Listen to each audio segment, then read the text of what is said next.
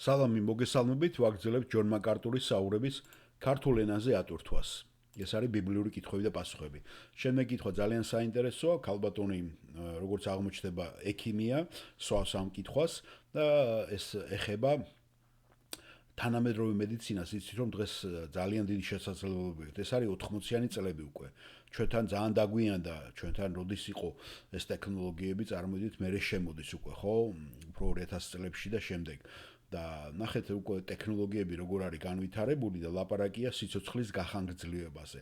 როცა ადამიანი მომაკვდავია, უკვე მას შეიძლება ითქვას, რომ არა თანამედროვე მედიცინა არანაირად ვერ შეაჩერებენ მის ამ პროცესებს და ლაპარაკია უკვე ხანდაზმულ ადამიანებზე, ვინც ძალიან კომის მდგომარეობაში არიან, იცით ხომ, ესე მდგომარეობაში შეინახეს არიელ შერონი, ეს ყოფილი ისრაელის პრემიერ-მინისტრი იყო, დიდი ხნის განმავლობაში ოჯახმა.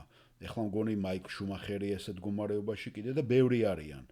და ესე იმაშვებიან სიცოცხლის უხანგრძლივებენ, ხო?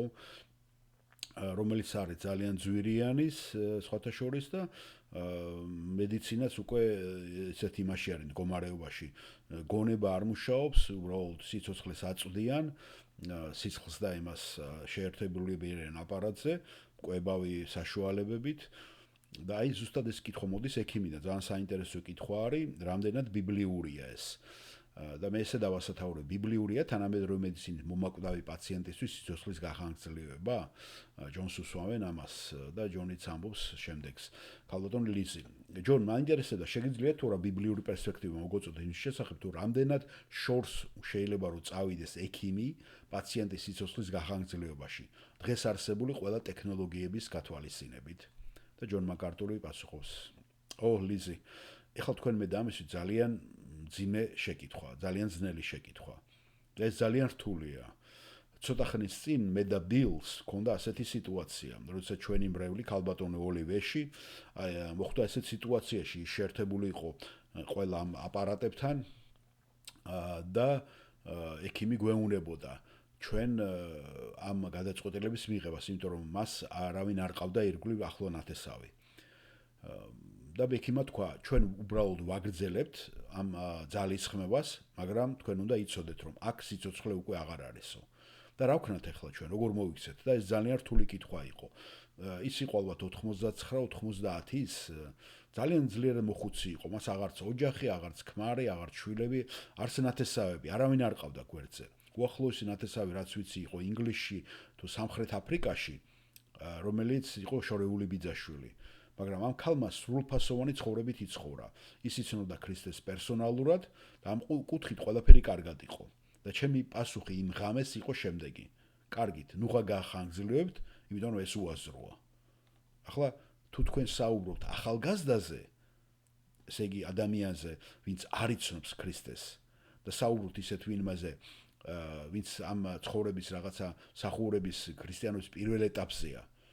მე ფიქრობ, რომ მე გადავიხრები იქითკენ, რომ შეუნარჩუნოთ მას სიცოცხლე ყველა საშუალებით სამედიცინო ტექნოლოგიების სადამდეც ეს შეიძლება. და ფიქრობ, საბოლოო პასუხი უნდა მოვიდეს იმაში, არის თუ არა შესაძლებლობა, რომ სიცოცხლე შევინარჩუნოთ და ამ სიცოცხლით, რა თქმა უნდა, ადამიანი მერე გამოიყენოს იმისთვის, რომ ქრისტესთან მივიდეს. თუ არის ეს შესაძლებლობა და ეს თუ კლინიკურად შესაძლებელია. და ეს დამოკიდებულია ყოველთვის გარემოებებზე, ძალიან ინდივიდუალური რამე არის ეს. მე ვიცი, რომ ბევრ ხანდაზმულ ადამიანს ვიცნობ პირადად, რომ უკვე ანდერჩი აქვს ჩაწერილი.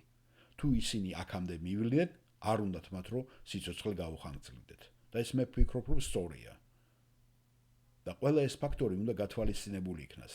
და ამის გაკეთება შემდეგაც კი, ვფიქრობ, ეს ყველაფერი უბრუნდება ზუსტად იმ მომენტს, პიროვნებას, ინდივიდს და გარემოებებს. და თქვენ როგორც ექიმა, ამაზე მეტი გეცოდინებათ, ვიდრე მე ვიცი. ასე არ არის? დიახ, გმადლობთ, ჯონ.